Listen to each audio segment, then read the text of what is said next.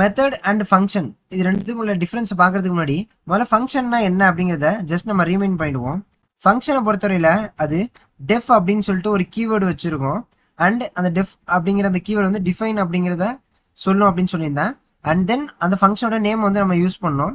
So இங்கே வந்து நான் greet அப்படின்னு சொல்லிட்டு சிம்பிளாக ஒரு ஃபங்க்ஷன் வச்சுக்கிறேன். ஸோ இப்போதைக்கு நான் ஜஸ்ட் இதை பாஸ் பண்ணிடுறேன்.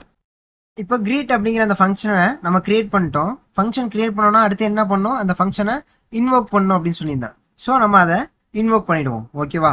இப்போ இன்வோக் பண்ணுற இந்த ஃபங்க்ஷனில் நம்ம வந்து ஆக்சுவலாக சில வேல்யூஸ் வந்து நம்ம அனுப்பலாம், அதாவது ஆர்குமெண்ட்ஸாக சென்ட் பண்ணலாம். ஸோ இந்த இடத்துல நான் அலிஸ் அப்படின்னு சொல்லிட்டு நான் யூஸ் பண்ணிக்கிறேன். ஓகே, இப்போ நான் இங்கே அலிஸ் அப்படிங்கிறத சென்ட் பண்ணுறேன். ஸோ இங்கே நான் சென்ட் பண்ணுறதை இந்த இடத்துல வாங்கணும். So that we can use a name as a parameter. ஓகேவா? ஸோ இந்த இடத்துல நான் ஜஸ்ட் ஒரு பிரிண்ட் ஸ்டேட்மெண்ட் கொடுத்துட்றேன். அந்த பிரிண்ட் ஸ்டேட்மெண்ட்டில் ஒரு எஃப் ஸ்ட்ரிங் யூஸ் பண்ணிப்போம். ஸோ அந்த எஃப் ஸ்ட்ரிங்குள்ளார நான் ஹலோ அப்புறம் ஒரு பிளேஸ் ஹோல்டர் ஆட் பண்ணி அதில் வந்து நேம் அப்படிங்கிற அந்த பேராமீட்டரை நான் யூஸ் பண்ணிக்கிறேன். சரியா? ஸோ இப்போ நான் இதை ரன் பண்ணுறேன்.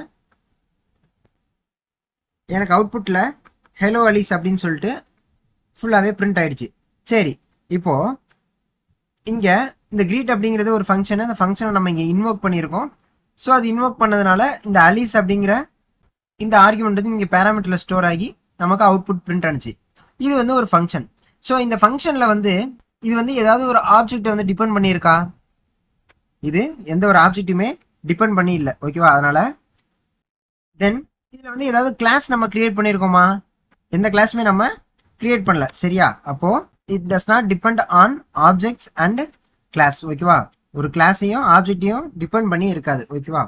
சரி, இப்போ இந்த ஃபங்க்ஷன் வந்து தனித்துவமாக இருக்கும். அதாவது அந்த ஃபங்க்ஷன் வந்து எதையுமே வந்து டிபெண்ட் பண்ணியிருக்காது. அதுக்கு சம்மந்தமாக எந்த ஒரு ஆப்ஜெக்டும் இருக்காது. அதுக்கு சம்மந்தமாக எந்த ஒரு கிளாஸுமே நம்ம கிரியேட் பண்ணியிருக்க மாட்டோம். இதுதான் வந்து ஒரு ஃபங்க்ஷன். சரியா? ஆனால் இப்போ மெத்தட் அப்படிங்கிற அடுத்த டாபிக்குள்ளே போனோம் அப்படின்னா மெத்தட் அப்படிங்கிறதே ஒரு ஃபங்க்ஷன் தான். ஓகேவா? மெத்தட் அப்படிங்கிறதே ஒரு ஃபங்க்ஷன் தான். பட் அந்த ஃபங்க்ஷன் வந்து ஆப்ஜெக்ட் அண்ட் கிளாஸ் வந்து டிபெண்ட் பண்ணியிருக்கோம்.